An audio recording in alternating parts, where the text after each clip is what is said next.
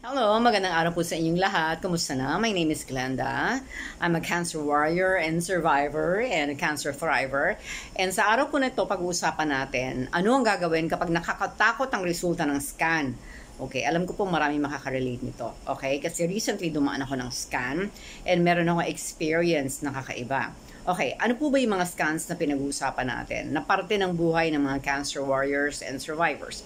So kasama dyan ang CT scan, bone scan, MRI, o sama na natin yung mga lab test. Okay, at ito ay madalas kasama din yung mammogram, sonogram, di ba po? Ito basta lahat ng test na dinadaanan natin. And recently, dumaan ako ng bone scan with scintigraphy whole body imaging.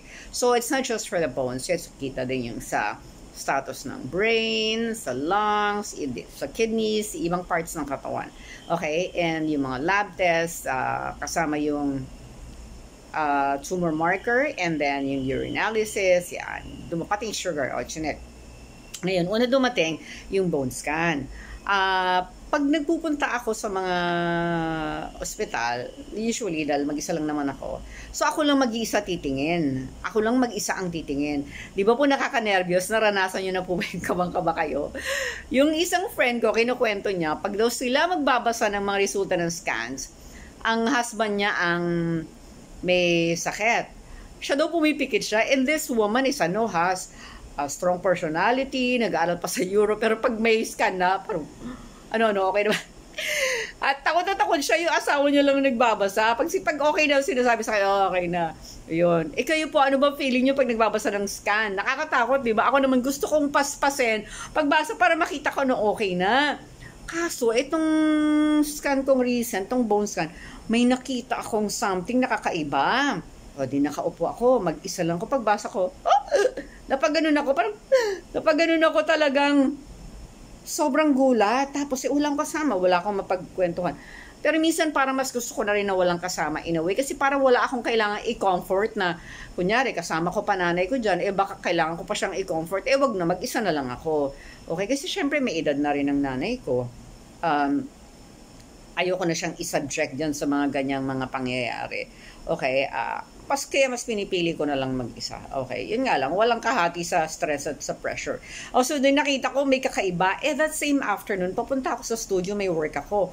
Kung saan kailangan ka, magtrabaho, makisalamuha sa mga tao. So, sabi ko, anong gagawin ko? Doon muna ako sa ospital, hindi muna ako umalis. Huminga-hinga muna ako. Huminga-hinga. Kasi iba yung fear mo kapag magbabasa ka pa lang ng scan, iba yung fear kapag nakita mo merong kakaiba doon sa scan na hindi mo inaasahan. Nag-research muna ako, ano to? Sabi ko, ano to? Ba't ganito? Saan galing? Tapos yung mga sintomas na binabanggit sa internet sa ni-research ko, wala ako niyan. At saka yung ganyang risk factors, wala ako niyan. Tsaka itong mga pinagkakakain niya at yung mga habit na ganyan, walwal na pumumuhay. Wala, hindi ko yung ginagawa. Sabi ko, ba't nagkaroon ng ganito? Nagulat talaga ako. Pero composed. Alam mo yung, ang tagal ko sa ospital, nagstay pa ako siguro mga 30 to 45 minutes. Hindi po talaga ako umaalis. Tapos sumakay ka pa ng LRT, naglalakad ka, dami mga tao, nakikipag-usap ka. Ay, kumain pa ako sa isang LRT station, merong mall na kadikit. Kumain muna ako. Dahil sabi ko, pagdating sa studio, sigurado mapapakain ako doon at karne ang ulam at matatakot akong kumain ng karne. Kasi hindi na nga ako kumakain ng beef at saka ng pork. Okay, chicken and fish pwede. So, ang sarap magluto nung producer. Mapapakain. Sabi ko, kakain ako dito isda. At least alam ko yung ulam. Tapos, pumunta na ako ng studio. Pagdating ko ng studio, ang tamlay ko lang. Ayun, pero nagtrabaho pa rin ako. May dumating na friend, nakipagkwentuhan pa ako. Pero alam nyo, yung producer dahil close kami, nahalata niyang may something, nahalata niyang hindi ako okay. Ibinalot niya lahat ng pagkain ko, pinauwi sa akin. Ngayon, pag uwi ko sa bahay, ayan na, dyan na yung nag-message na ako sa mga friends, close friends only, prayer warriors. Hindi ako nagpo-post sa Facebook. Why? Hindi kailangan. Hindi kailangan. Dahil baka ang dami pang matakot, magpa-comfort sa'yo. Di makadagdag lang po yun sa takot natin, sa stress natin. Baka po may insensitive pang magkwento, uy, alam mo, ganyan din yung pinsang ko namatay. Minsan, di ba, ngayon, minessage ko yung mga friends, yung mga prayer warriors, yes. Tapos, hindi sila cancer patients, okay? These are friends from my church. and wives ng pastor, and then mga professors ko to sa Bible Seminary. Just my close friends. Yung closest friends ko lang. Minessage ko na sila, eto yung sitwasyon, eto yung gagawin. So may mga talagang, may mga na-down or something. Ako iyak ako ng iyak. May mga tumawag talagang in-encourage ako. Sabi ng isa, wag muna tayo mag-worry, Glens. Pabasa mo muna sa doktor kung ano yan. Ganyan. Kasi talagang iyak ako ng iyak. Pero may time sa kwentuhan, nagiging okay na ako. Tapos iyak na naman ako, nagiging okay na ako. Talagang halo-halo. Kasi kahit gano'n tayo ka-strong, di ba? Ako hindi ako magde-deny na, hindi ako umiyak, hindi, kalokohan yan. Mag-express ka ng emotion. Mag-express po tayo ng emotion. Okay, ngayon, lumipas sa mga araw, nagpunta na ako sa doktor, pina-check. Yung doktor ko, kalmado niyang, in-explain niya ganito, eto yan. Eto yan. Hindi yun makakapanira kasi ganito yan. Ay, Diyos ko, salamat sa Panginoon. Pero ako, yung paulit-ulit yung tanong. Tsaka nakita ko sa blood test ko, may mataas. Ano ba yung mataas? May mataas ako nakita. Ketone yata. Before ako magpunta sa doktor, ni-research ko na yan.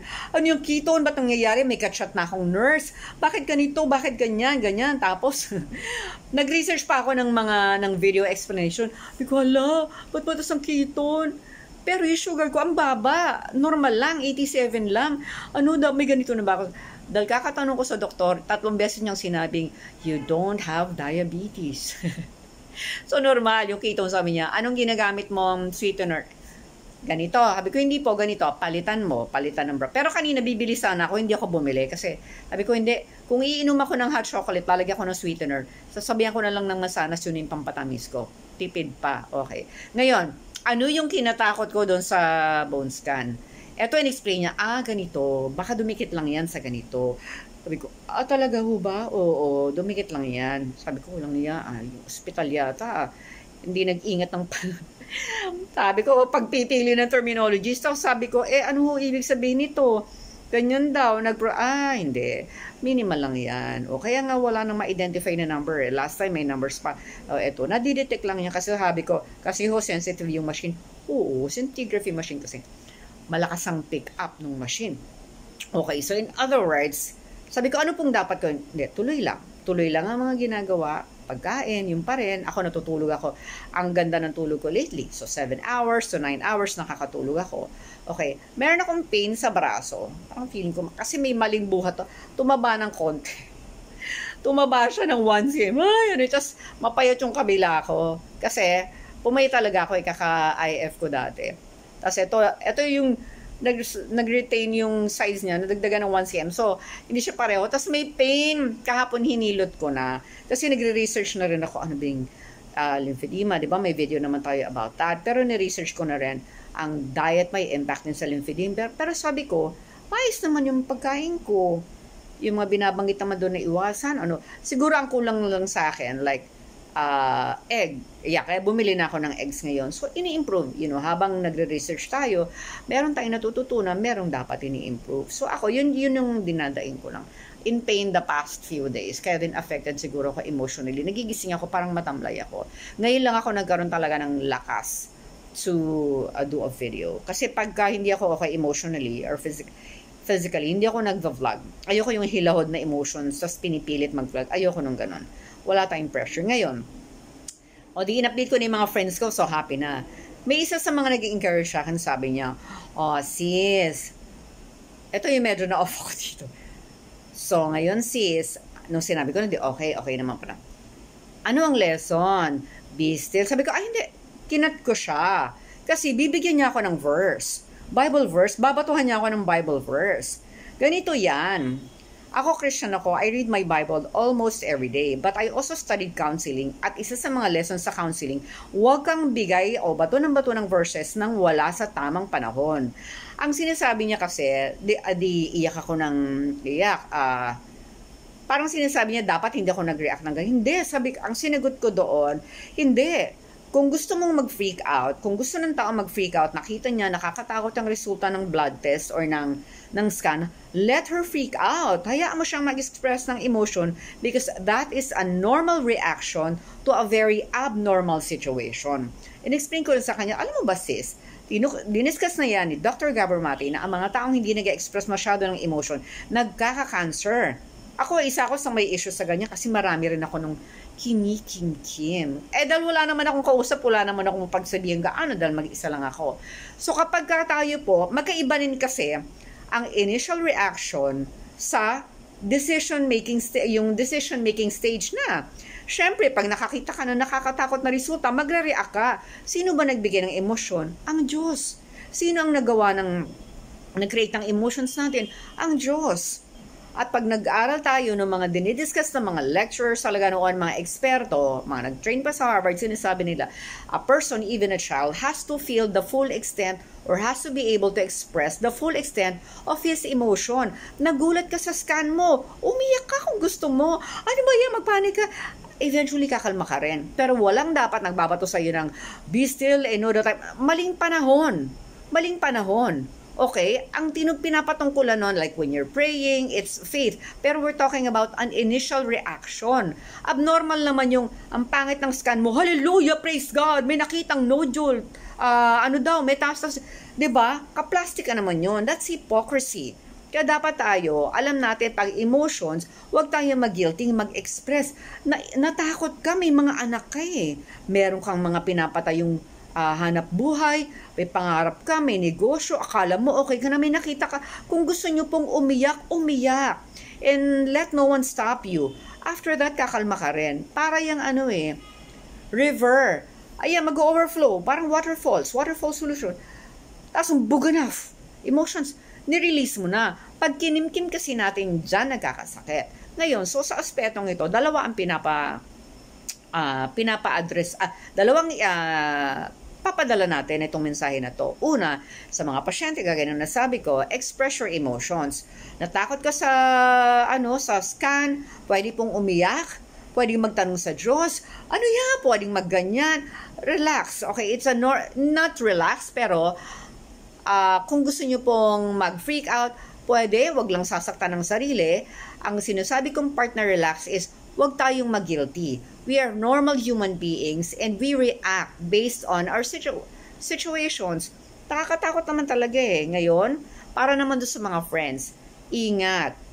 Kung yung pag-i-encourage ay ang parang sinasabi na natin doon sa in-encourage natin is, wag mag-react in a normal way, mali na po yan.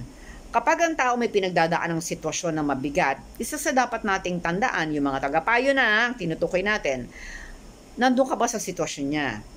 Kahit pa pareho kayong stage 3C or stage 4, ibang sitwasyon niya dahil baka ikaw may panggamot ka pa or may kasama kang pamilya, siya ay single parent at may ganun kaming pasyente.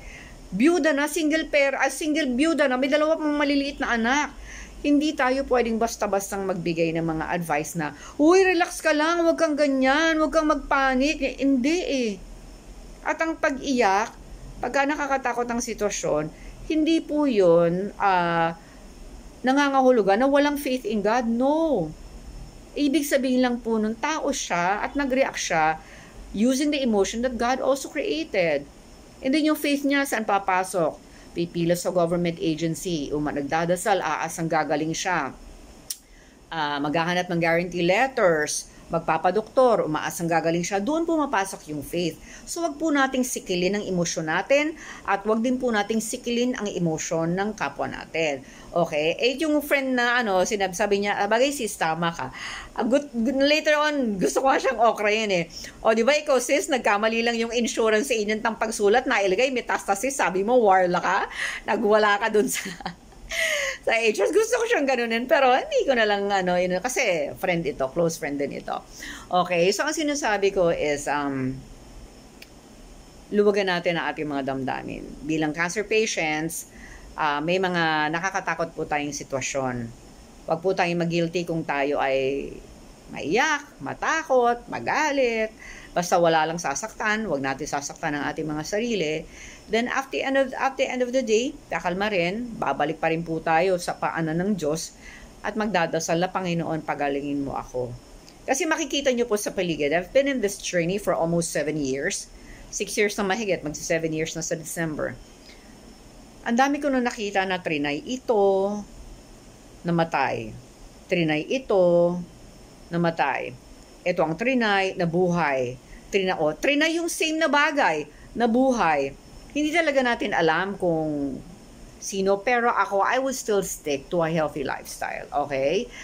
Kasi ang aaral pa rin at aaral ng babagay sa katawan natin. Ako, na pagkain pa lang na healthy eating lifestyle, tayo pa rin ang mag-aaral niyan. Okay, titingnan mo to, ano ba yung mga ginawa nila? Kaya ba yan? Mag-work ba yan sa akin? Ako, tinatry. Katulad today, kaya din may mga tanong ako pag ganun yung test kasi maingat ako. Tulad today, dapat magpa-practice ako ng pagluluto, mga pan, roasted chicken, mga ingredients na kakaloka. Ang daming oil, ang daming fats, may butter, may flour, may kung ano. Tapos ang mahal. Tapos lulutuin ko yun, kakainin ko yun, mapipilitan ako kainin, hindi ko naman kinakain. Nagluto pa rin ako ng simpleng pagkain na kinakain ko, nilagang manok na may repolyo, ang sausawan ay kalamansi. Yun. Tapos brown rice. Happy ako. Sabi ko, mag-aaral lang ako mabuti para yung dapat ko matutunan kahit hindi ko practice ay matandaan ko. Okay? So, in closing, mga kapatid, there's nothing that I can say to prevent, people, especially cancer warriors and survivors, from getting scared, especially when it comes to reading our scan results. Wala Bilang mga tao, makakaramdam talaga tayo ng kaba. Ito na lang po ang gusto kong i-share. Una, express your emotion kung gusto mo mag-panic. Kung ikaw ay matatakutin, bring someone na mas matapang sa'yo na hindi mo kailangan i-comfort. Ano ba yung mga test na yan? Kung yan ay bone scan na may involved na mahabang paghihintay, matapos kang injection na ng radioactive na chemical, gusto mo bang may kausap ka? Ako gusto ko wala. Okay? Pero saan mo ba gustong may kasama? Doon sa test day mismo or sa araw ng pagkuha ng resulta? Okay? Kung yun po, ganun po ang tipo na gusto ninyo, may magko-comfort sa inyo, may magpapalakas ng loob, please bring someone na mas matapang po sa inyo. And then, normal po ang matakot, normal po ang kabahan, normal po ang maiyak pag hindi maganda ang resulta. Pero ang maganda po is, after nun, kakalma pa rin tayo. Kailangan ng presence of mind, pupunta sa doktor, papa-interpret dyan, and papatulong pa rin po tayo kung ano ang dapat gawin. Basta sa gamutan, doktor lamang po ang ating tatanungin. Pagdating sa diet, maganda magawa na tayo ng sarili nating research kasi tayo pa rin po ang makakaalam kung ano yung kaya natin. Kung ano yung kaya ng katawan, kaya ng budget, kaya ng mental health natin. Ako hindi ko kaya sa tingin ko sa ngayon yung mag all vegan, vegetarian kasi limitado yung alam ko. Once I become a vegan chef, yan, dadami na yung alam ko, baka madalas na yung gulay na kakainin ko. There are days, there are meals na talagang full vegan ako, full vegetarian. But today, I'm not kasi kumain ako ng chicken. At hindi ako magigilty. Kasi alam ko may sustansya rin yun. Bumili rin ako ng itlog kanina kasi yun ay may choline na maganda rin sa iba't ibang parte ng katawan katulad ng liver. O, diba? Wala naman akong cholesterol problem. So tayo pa rin po ang pinaka-tamang tao na mag-assess sa sarili natin at mag-decide ano nga ba yung kaya kong kainin. Pero ako po sinasabi ko na hindi ako naniniwala sa everything in moderation. Kahit ano kinakain, buhay 22 years. Kasi hindi naman po pagkain lang magpapagaling sa tao. Meron po sa same page, mababasa mo, kahit ano kinakain ko sis, dapat daw tumaba ako pero stage 4 na ako, hindi na ako makatayo. See? Wala din minsan dun sa kahit ano kinakain. Nakakatakot nga po yan. Minsan kaya may tumatagal ang buhay. Hindi lang po yan sa pagkain. Kasi ito nga yung sinabi rin ng isang doctor. Minsan kahit anong ganda ng diet mo, if you're living in stress, in fear, in anger, hindi ka rin gagaling. So, it's a holistic view on how we should, help ourselves to get healed. Hindi lamang po pagkain. Pero I would like to still lean towards healthy eating. Kasi para pag may wala akong guilt. Tapos alam ko na responsable ako sa mga pagkain pinapasok sa aking katawan. Na bago kumakain, may nutrition niya na tama. And then sinasabayan ko rin po ng mga iba pang mga bagay katulad ng pagdadasal, pagpapatawad sa mga taong may atraso sa atin, pag-iwas sa stress, kahit hindi masyadong maraming project, at least hindi naman po kumita ka nga ng marami, napunta rin naman sa ospital. So, marami-rami tayong sisilipin if you want to get healed. And ito rin po ang encouragement ko rin sa inyo. There's this lady named Chris Carr for 21 years. She's stage 4. She has been living with stage 4 cancer 24 malignant tumors spread across her lungs and liver. Maayos ang pagkain niya, inaayos niya ang buhay niya, and she's still alive. Kasi po, ang pinakamagandang solusyon ngayon, ideal solution, hindi na yung bastang nawala ang tumor, yay, survivor na, hindi lang yun eh. There are people who are living with tumors who are productive, who are happy. Ang importante is, how do you feel today? How are you functioning today? O, di ba? Yun ang importante, and basta close communication with your doctor, and yung mindset din natin, ako nilawakan ko na yung mindset ko eh.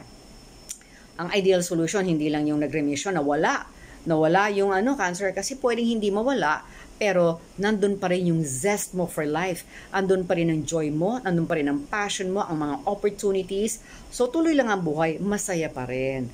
Okay, yun yung mga natutunan ko recently. Kaya ako, even if my treatment is ongoing, this is what I look like. Job forms pa rin po tayo. And ongoing ang pag-aaral ko dahil gusto ko pong maging chef, and tuloy din po ang pag-aaral, pag-research para mas may ma-share tayo sa ating mga kapatid. Okay? Tuloy lang po ang buhay, tuloy ang pagdadasal araw-araw, tuloy ang pagkain ng maayos na pagkain. Magkakamali minsan, hindi tayo perfect, makakakain ng kung ano, pero bawi na lang. Okay? Gulay, maraming gulay. Okay? Yung prutas, yung hindi masyadong matatamis, uminom ng tubig, 8 glasses a day, and then tulog. 7 to 8 hours or 7 to 9 hours would be ideal. Okay? So mga minamahal, maraming salamat sa inyong lahat, and please share this video with your friends, yung mga group chats ninyo or yung mga Facebook page ninyo.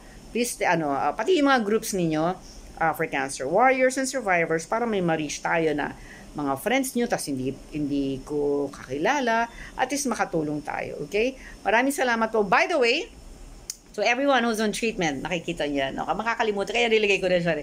Okay, meron tayong guide na ginawa, still available, hanggang parang nakikita ko, limited na lang yung stocks natin dyan na hard copy. If you want to get your copy, okay, may discount pa rin yan. All you need to, nasa Shopee naman tayo Stage 3G, Grit, Grace, and Gratefulness. Hanapin nyo, Stage 3G sa Shopee. But if you want, you can message me on Facebook, okay? I'll send you the link. Alright? So, personal guide yan. Ako sa buhay, marami akong guide, mga libro. Hindi man mga tao, kasi yun ay years of mistakes, years of successes, years of wisdom, experiences, mga research ng mga taong matatalino at nagdaan na sa mga pinagdaanan natin, magandang ma-avail natin yung mga benefit. Katulad po nito, yan po ay produkto ng mga paghihirap ng maraming cancer patients, ng mga matagumpay nilang strategies, pinagsama-sama natin dyan. Kasama na rin po yung ibang pagkakamali ko na ayaw kong tularan nyo. Okay? So, andyan po ang Stage 3G for you. Just message me on Facebook or go to Shopee. Okay, nasa Shopee po tayo. Stage 3G, Shopee. Okay? God bless you all. Stay safe. Keep on praying. And don't forget, habang may nakikinig sa panalangin, matatapos din ang dilim. Bye-bye!